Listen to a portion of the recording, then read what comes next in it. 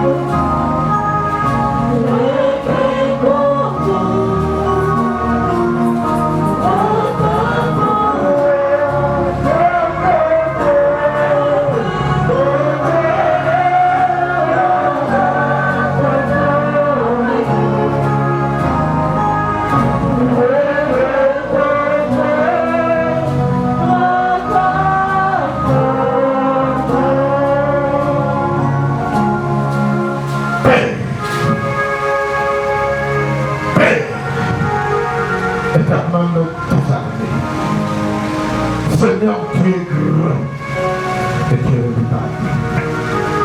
Tu as créé les cieux, les terres, les mers, les lacs et les rivières. Ce matin, tu vas dire un mot dans nos vies et il y aura un changement intégral. Dans Romains 4:17, tu appelles à l'existence de cette existence.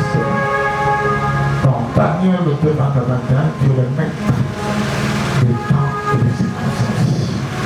La Bible déclare dans 1 Jean 3:8, le Fils de l'homme est apparu afin de détruire les œuvres de ténèbres. Toi, Alexandre les forgerons, tu m'as fait beaucoup de mal.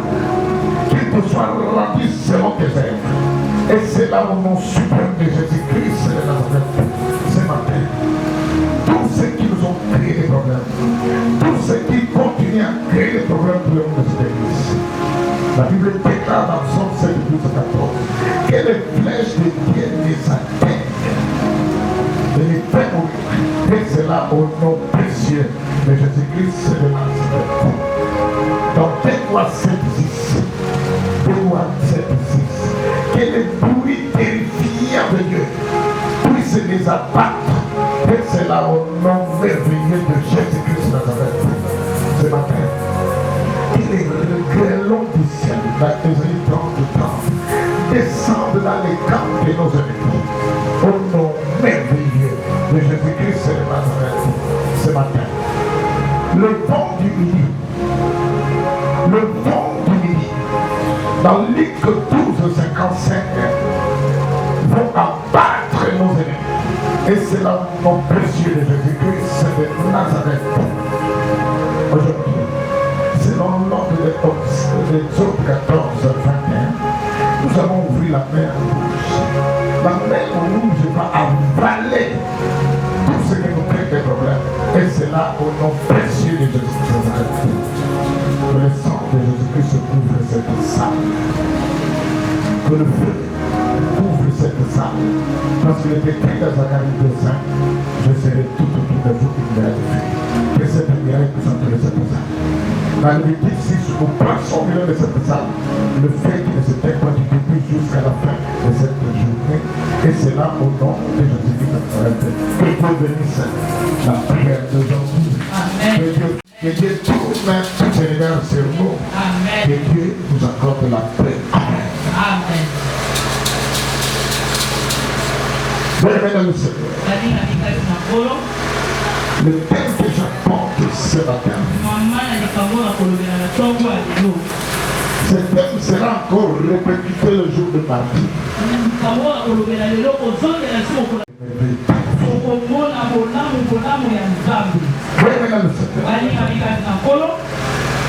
Le Bible a changé de stratégie.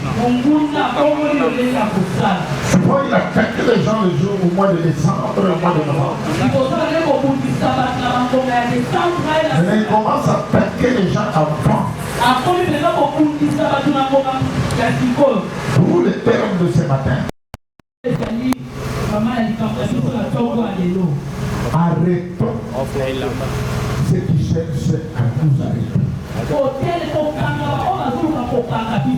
Prions ceux qui cherchent à nous tuer.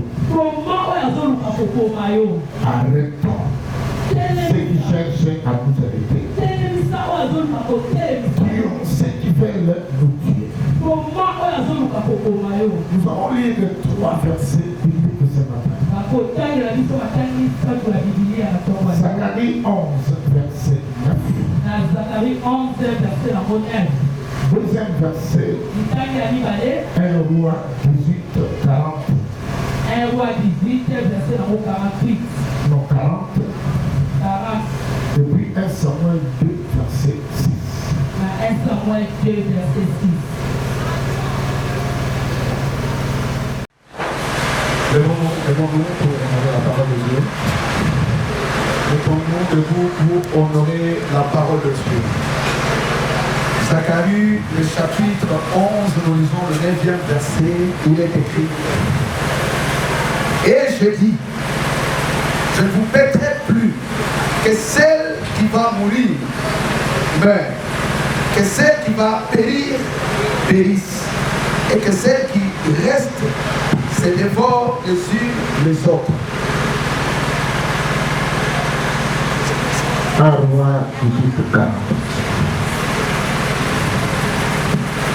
1 Roi, le chapitre 18. Nous lisons le verset 4. 40. 1 Roi, chapitre 18. Le 40e verset, il est écrit. Saisissez les prophètes de Baal, leur dit Élie, qu'aucun d'eux n'échappe. Et il les saisit, Élie le fit descendre au torrent Qu'est-ce qu'ils sont? 1 Samuel 2, verset 6. 1 Samuel chapitre 2, le 6e verset, il est écrit: l'Éternel fait mourir et il fait vivre. Il fait descendre au séjour de mort et il en fait remonter. Parole du Seigneur. Arrêtez, c'est empêcher quelqu'un ou quelque chose. Arrêtez, c'est empêcher quelqu'un ou quelque chose. La deuxième définition: arrêtez, c'est freiner la marche en avant. Je reprends encore pour une meilleure compréhension. D'après la rousse, arrêter, c'est empêcher quelqu'un ou quelque chose. Arrêter, c'est aussi freiner la marche en avant. Amen. Amen. Bien-aimés dans le Seigneur, dans Osée 4, 6, mon peuple meurt faute de connaissance. Si vous rejetez la connaissance, moi Dieu, je vais te rejeter, toi et tes enfants. Beaucoup de complots se préparent de gauche à droite, au nord, au sud, même à la 5e colonne. Beaucoup de complots se préparent dans nos familles, dans nos belles familles, dans nos quartiers, dans nos services. Les gens sont décidés de nous faire le mal. Les gens sont décidés de nous amener à la tombe. Ils ont prononcé beaucoup de paroles méchantes.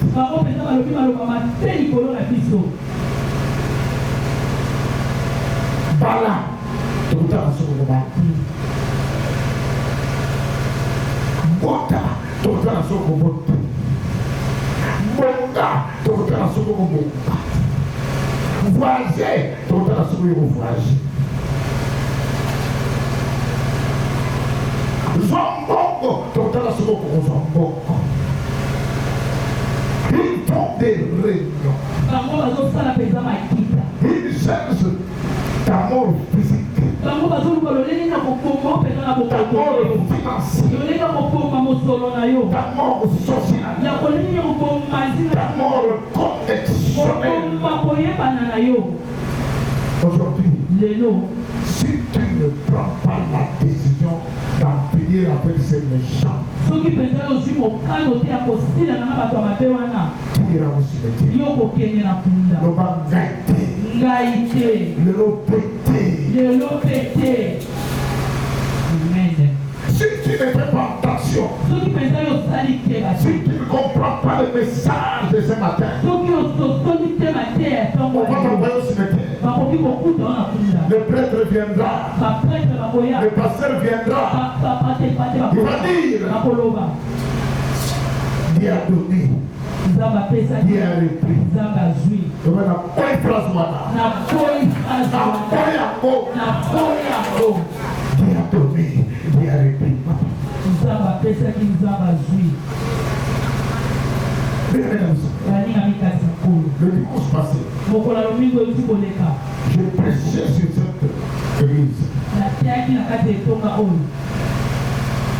Comment on peut prolonger sa vie? Comment aussi on peut raccourcir sa vie?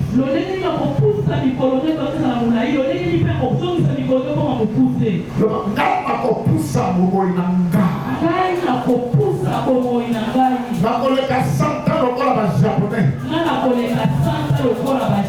nakokufa avant âge na ngai te.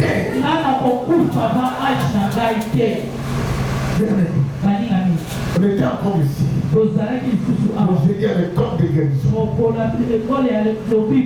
Le pasteur nous dit: il est encore enfoncer le cou. Il venait plutôt nous apprendre qu'on peut éteindre la vie de quelqu'un. Et ça, on va faire ça. C'est-à-dire, dans la vie de quelqu'un, c'est comme ça. On peut éteindre ta vie par le méchant.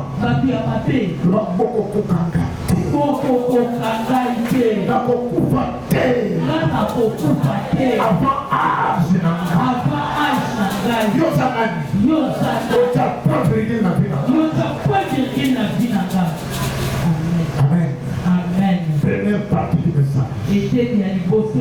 Attention avec l'entourage. Attention avec l'entourage. Que ce soit la famille, la belle famille, au service, là où tu vends. Amen. Amen. Le mercredi passé, on était à la Kirtan aussi.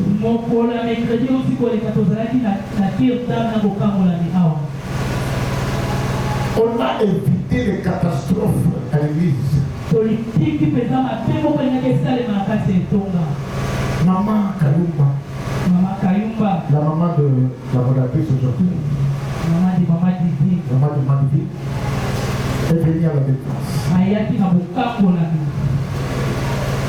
C'est juste à ma face. Pour l'entretien pastoral ou pour l'analyse. Subitement, la maman commence à partir. C'était la mort. Les yeux étaient déjà partis. J'ai alerté la Kirda. J'ai dit arrêtez là-bas. Les tireurs arrêtez. Les délivres arrêtez. Venez tous. Le nom de 10. On a commencé à faire la délivrance. On a commencé à faire la délivrance. Il y a une femme qui va sortir. C'est moi Gisèle. Je suis venu de Kikwit pour détruire cette femme. J'ai reçu la mission gratuite. Mais qui t'a envoyé? Les commanditaires. Qui étaient ces commanditaires? Ses propres collègues. Ils travaillent ensemble. Parce qu'elle est dans la police routière. Cette place, c'est le Dieu du tabernacle qui a donné cette place. Mais les gens sont en train de le combattre. Ils ne savent pas que c'est Dieu là, c'est Dieu qui l'a donné. Nous donnons ça ma place. Vous ça y est. Après vous dites à gauche. Après vous dites à droite. Vous longa y est.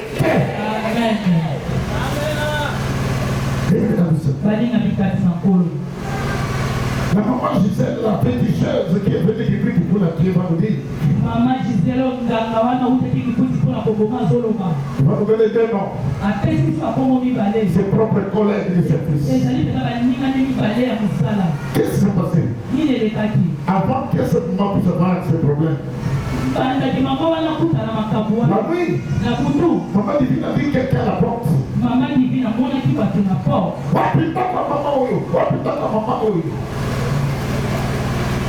C'était envoyé du quartier pour monter le temps de à fini de recherche. Papa n'a pas ça là. À vie de recherche, c'est bien ça. On va dire ça, on va le caca. La passion est à cause. La passion de la vie de recherche.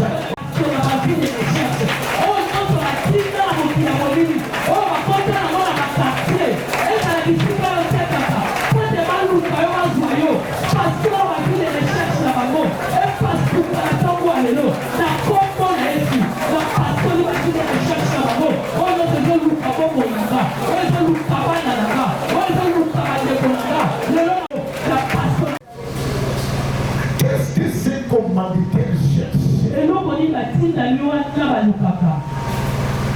Parmi les deux commanditaires, il y a une femme qui est entrée dans la vie de maman. Un de ses collègues a une femme aussi sorcière. Toujours il y a un bon côté dans le village. Les gars, on marche dans Swaka. Les gars, ils sont sur Swaka. Amen. Quand on va appliquer Benda Bimisa, qu'est-ce qu'on va remarquer? Maman a mis sur vous, moi, poison satanique. Donc le pasteur, nous connaissons sur l'écran, j'ai mal là qui s'en va pas comprendre. Vous voulez vous dire à ma côté, vous disons la vérité. Amen. Pour la moi, poison satanique.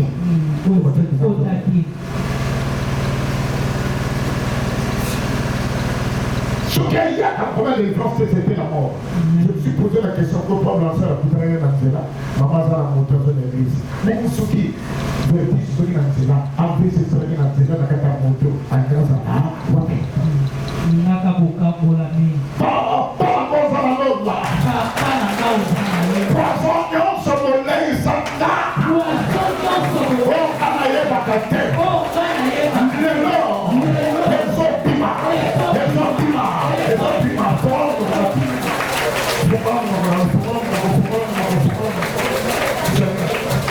Par le sang de Jésus-Christ, dans ton corps, ça n'a pas de dans ton corps, ça. Lui, ça mort. Lui, ça les sous-sous.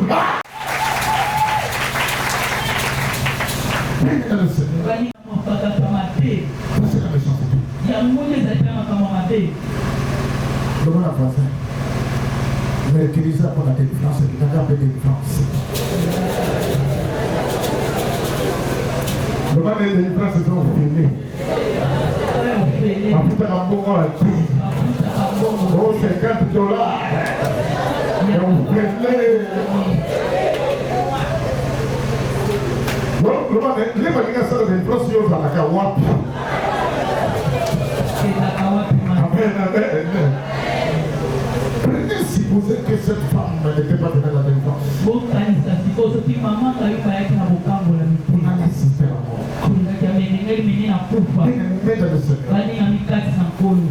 Ce matin, on n'a pas diversé avec les commanditaires. Pour tout problème, il y a des gens qui sont derrière. Les commanditaires n'ont pas de problème.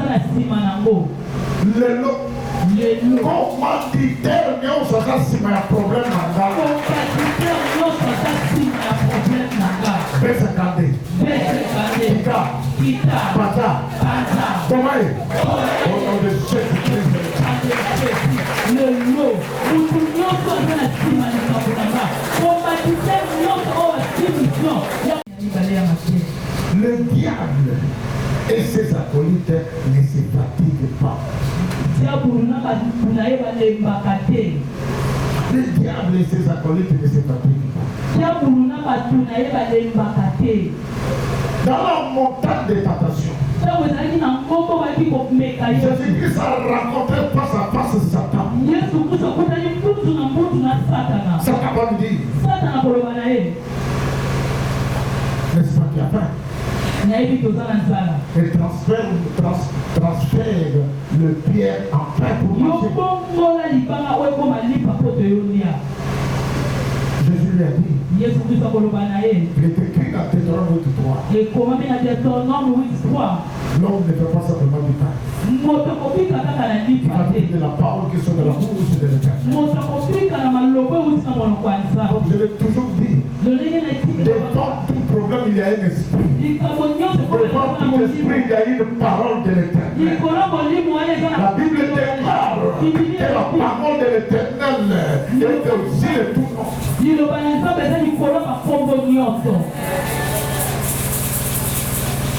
Devant toute situation, il y a une déclaration pour annuler le mauvais esprit. Le diable était non fatigué. Il a pris Jésus-Christ, il l'a transformé au-dessus du temps. Il a utilisé le psaume 91:12 que l'on convient d'être contre une pierre. Jésus lui a répliqué, il est aussi écrit dans Deutéronome 6:16. On ne tentera pas votre Dieu. Le diable n'était pas fatigué. Il a amené encore Jésus-Christ sur la montagne. Il lui a dit, jette-toi. Je vais te donner tous ces royaumes. Jésus lui a dit, il est écrit dans Exode 23:4. On adorera qu'un seul Dieu. L'éternel des armées. Le diable a pris fuite. Laisse-moi te dire, le diable ne se fatigue pas. Pour le diable, il n'y a pas de vacances. Si vous avez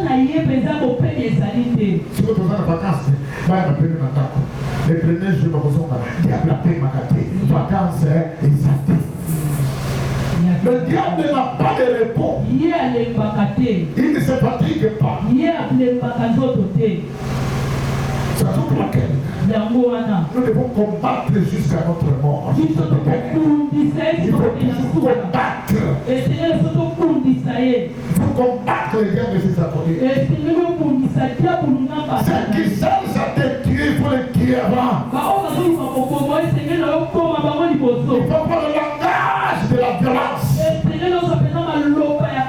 Il faut arrêter ce qui veut t'arrêter. Il faut tuer ce qui cherche à faire te tuer. Si tu ne fais pas attention, ils vont te dépenser. La meilleure attaque pour une équipe doit avoir une bonne défense. Une équipe qui a une bonne défense attaque très bien. En 75, on avait une équipe de léopards avec une défense musclée. Là, on a moins. Là, on avait un Congo. Bien. On avait Wanga qui était le petit frère de Kazati. Comment est-ce que tu as grand frère de lui? Amen. Donc, une défense musclée. On n'a même pas besoin de classement. Quand le roi dit qu'il y a un état, il nous faut à la casse. Amen. Il faut à la casse. Les armes qu'on te donne ne sont pas des armes qui font blaguer. Il faut les attaquer. Si tu ne fais pas attention, ils vont te tuer. Ils vont dire, Dieu a donné, Dieu a repris. On va gâter. Frère, on va gâter. Au Tiliba, la salle nini, la Tiliba, papa na goza la lola. Goza la famille Tatananga. Goza la famille Mamana. Goza la belle famille Nanga. Goza la gâte na banda. Yo batida. Bongo banga. Yo formateur. Goza la formateur. Goza tinda. Na la vie de recherche.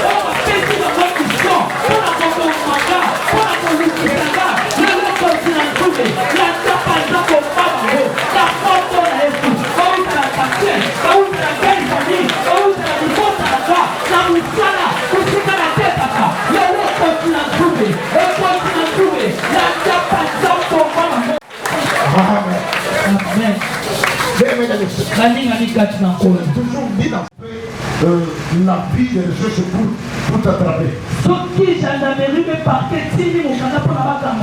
On va utiliser quelqu'un du quartier pour donner des informations.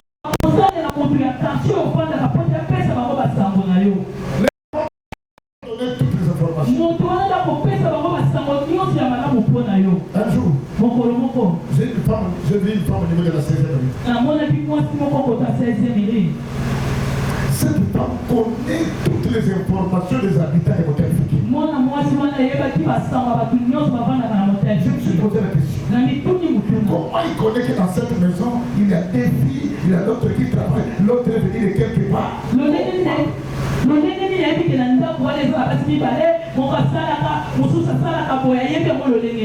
Mais pour qu'on t'attaque à la maison, on doit chercher une femme ou un homme du quartier qui va donner des informations pour t'attaquer.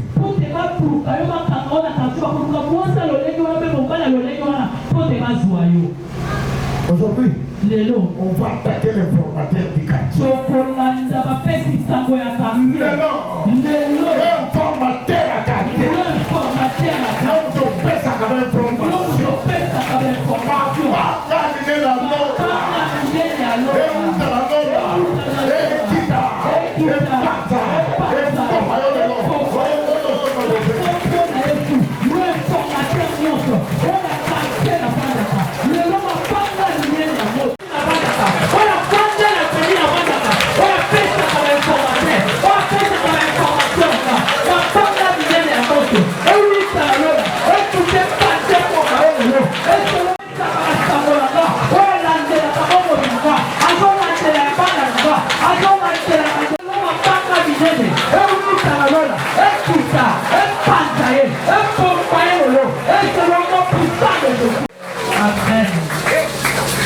Vous avez suivi les jeudis de pasteur Claudie Magalemo. Il y a des gens qui sont là pour éteindre la vie des gens. On peut éteindre financièrement. On peut éteindre connexion. On peut éteindre socialement. On peut éteindre physiquement.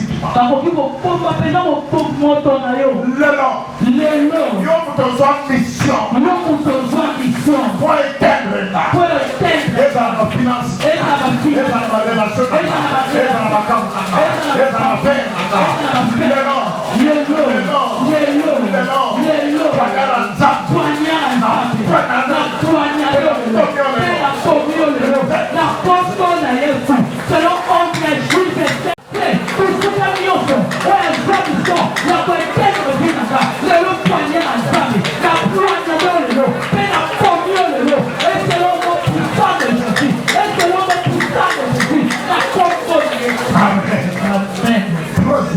Catégorie des ennemis.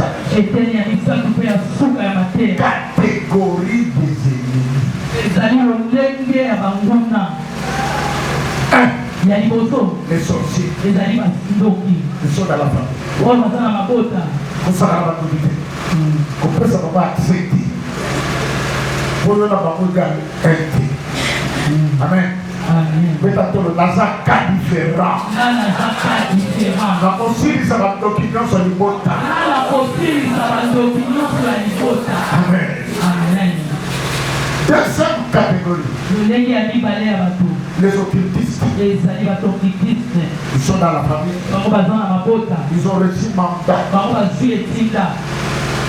Dans les rouloges. Qu'ils puissent bien vivre. Au détriment des autres. Ils ont sacrifié les gens. Ils ont sacrifié beaucoup de gens. Laisse-moi te dire, si Dieu dans cette salle, il y a un occultiste, on va sacrifier les balades. Les lots. Dans ce peu, c'est 2 semaines. Amen. Trop, c'est trop. Assez, c'est assez. Pour ça, il dit, lève du bas.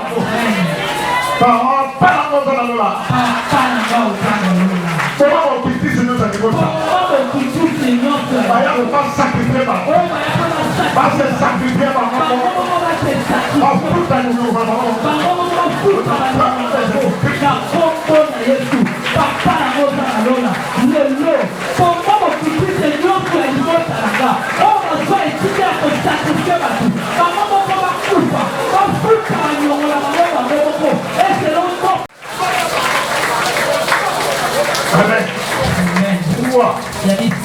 Les satanistes, il y a des gens qui se cachent dans les sciences. C'est chrétien. Ceux qui disent des saints, des ennemis, quoi. Ils se cachent. Ils viennent en prophétesse. Bien aimé dans le Seigneur. Il y a des gens même dans cette église. Ils sont en train de vivre dans la cour du Pharaon. Ils sont en train d'errer dans la cour du Pharaon. On a besoin d'en savoir. Mais pourquoi? Au pays, maman, moi, je suis allé dans la cour. Maman, il dit, mais il ne nous savent pas. Et l'on ne nous savent pas.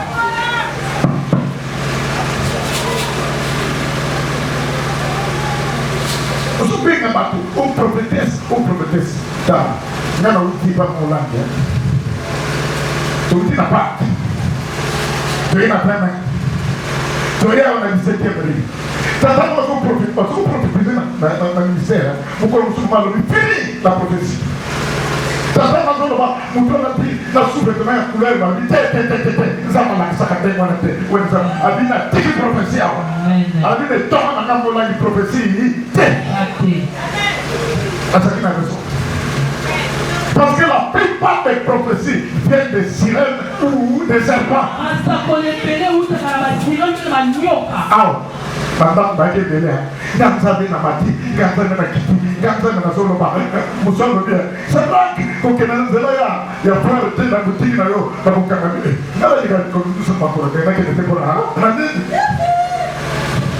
Mais bon, prophétesse, c'est ça la garnison des prophètes. Mais bon, Nanda, Nabino, mais c'est le seul qui est des alliés. Pour que la awa, pour dire que vous voulez appeler 7 jours à sec. Mais c'est dans ça. Prophète, prophétesse. Aux alliés, aucune église, tout ce monde. La voie du ministère des enseignements qui parlait, aucune église, aucune église, il y a beaucoup de 5 églises. Ce qu'on dit flèche, oh, vous avez une flèche, vous avez une flèche à Zate, il y a beaucoup de marche, na yo. Donc, il y a beaucoup. Aujourd'hui, les défenses sont donc. Amen. Pourquoi c'est l'église? Aujourd'hui, les défenses sont donc. Amen. Il ne faut pas errer dans la cour des pharaons. Il y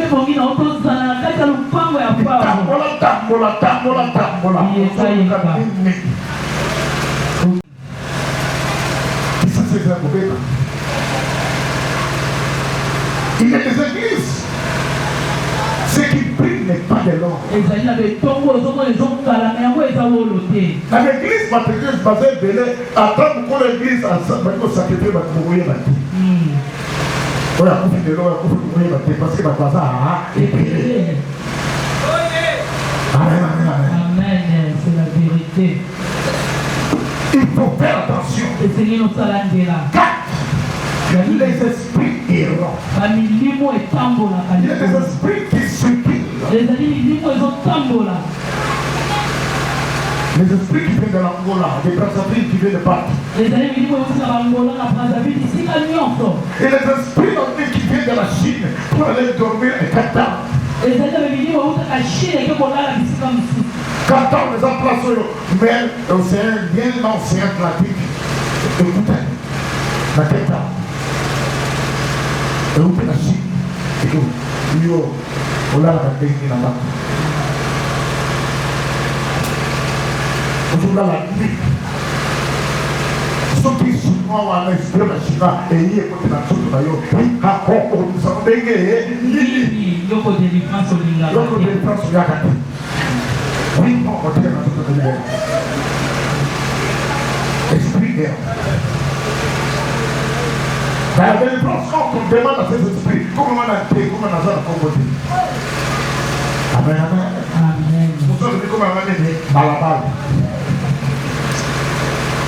Le nom, esprit errant se perd à Nicolas d'Aknanga. Esprit errant se perd à Nicolas d'Aknanga. Monte et quitta. Et abatte l'esprit. On a fait des esprits.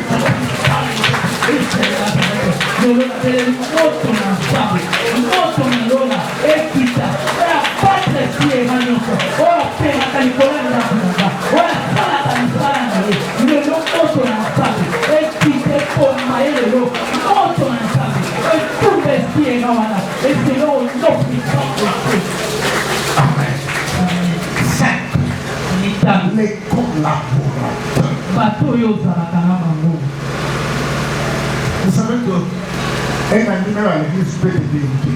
Il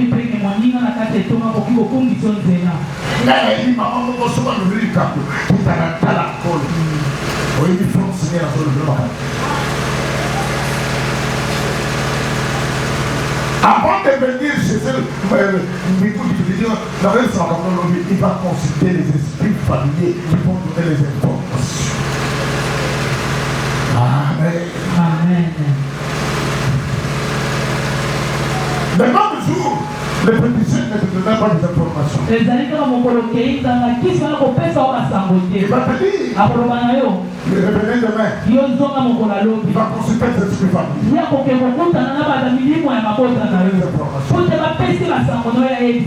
moins de 10 ans, j'avais un dépôt au niveau de marché de ma tête. Qu'est-ce qui s'est passé? Il y avait un prophète qui disait la bonne aventure au niveau de Jésus. Qu'est-ce qu'il faisait? Par exemple, le père patient arrive. Il habite quel quartier? Pedro Congo a venu qui disait la numéro 22. On va envoyer les gens pour chercher cette information. À côté de la cercueil, à la dit au bas. Non, comme on est patient, moyen, on a la caméra, il y a son caméra. Pour qu'on soit coupé dans ma main, amen, amen. À une information. Même à ce moment, jamais. On ne conseille pas à petit cercueil qui s'appelle petit cercueil. Mais un qui a le mouvement. Yoka, Baka. Yoka, tu me sens d'écouter. Le collaborateur. Ces gens-là se mobilisent pour t'attaquer. Dans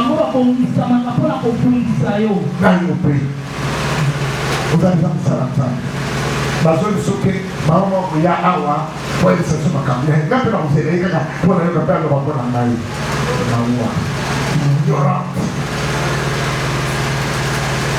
Amen, amen. Ignorant. Collaboration sur la santé. 5, 6 plutôt. Le missionnaire. Il y a des gens qui ont reçu des missions spécifiques pour t'attaquer. Ils ont reçu mandat. Si tu laisses cette mission, les enfants sont sorciers. Sont dans 6 à combien capitaine. Sont dans 6 à combien 12 à combien major. Sont dans 6, 18 à combien colonel. Sont dans 24 général. Non. Les animaux t'attendent. Les animaux t'attendent. La politique a son chef pour la kidnapper.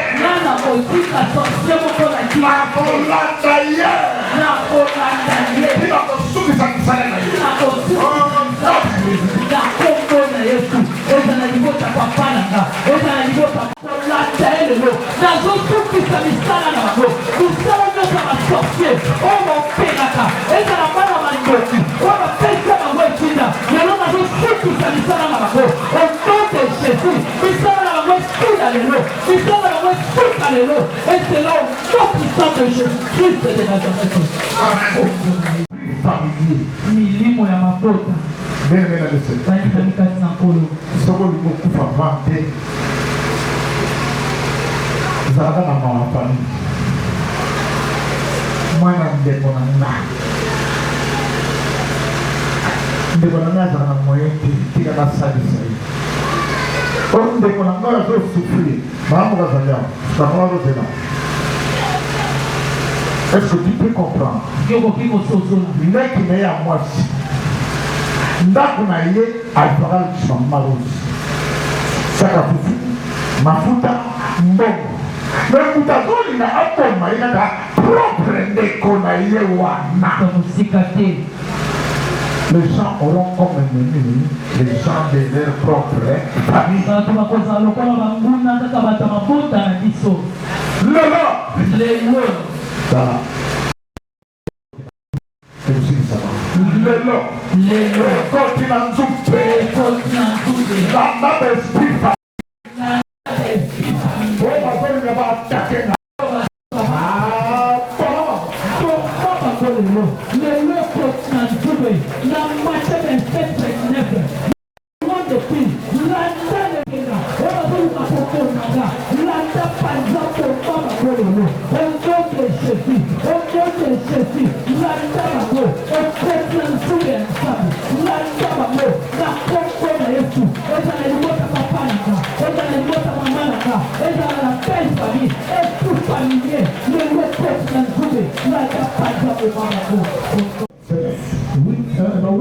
Les contrôler. Il y a des gens qui sont là pour contrôler ta vie. Même au quartier, il y a des contrôleurs. Il y a des gens qui connaissent ce souci pour la les contrôler.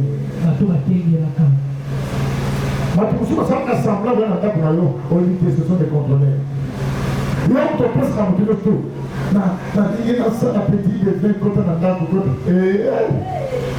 Oui, non. Viens chercher des informations.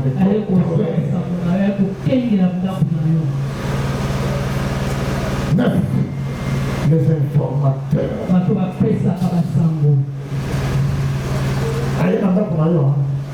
Même temps, c'est le c'est comme comment on va dire comme il parlait kuna ayakati ndio pesa masolo ndio kuna na réunion au kila pesa masolo na réunion le formateur kuna pesa para sangu lelo tu la mise de formateur amen papa nous en lola si le poignard ensemble la vie de formateur na towe la vie de maman pepe na makolo maman baya ni sepa na ngati baya na boutique na ngati baya na table na ngati baya na kusala na ngati au nom de Jésus Christ.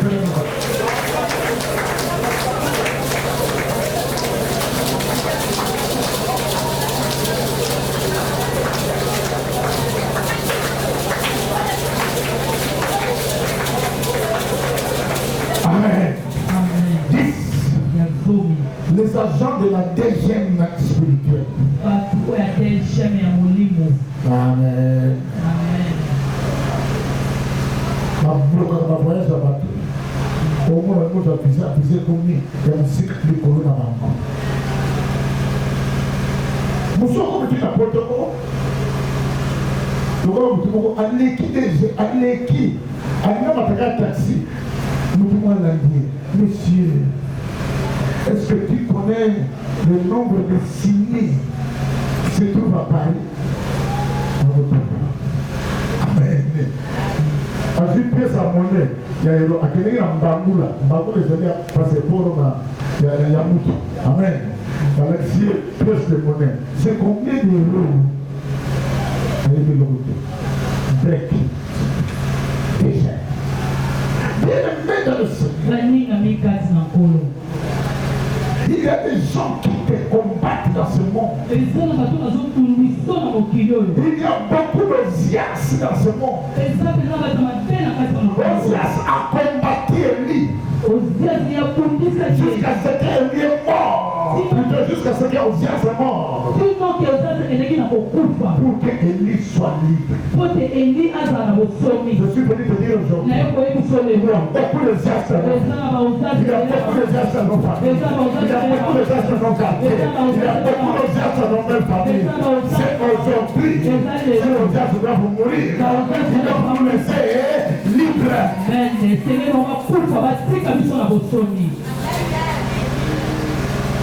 Parce que toi tu as pris na bombo man na lelo ezui attends pota na sokoza ndo talio attends teko na ngai sokoza na misala ezali ni talio parce que dans 1 Samuel 1:6 Dieu est le premier tueur. Dieu fait vivre, Dieu fait tuer. C'est la parole qui le dit.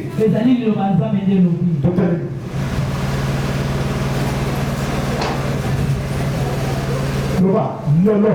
Lelo. Ozaze nyonso ya famille ya tata na nga. Ozaze nyonso ya famille ya tata. Oya famille ya mama na nga. Oya famille ya mama na nga. Oya belle famille na nga. Oya belle. Oya quartier na vanda. Oya quartier na vanda. Lelo.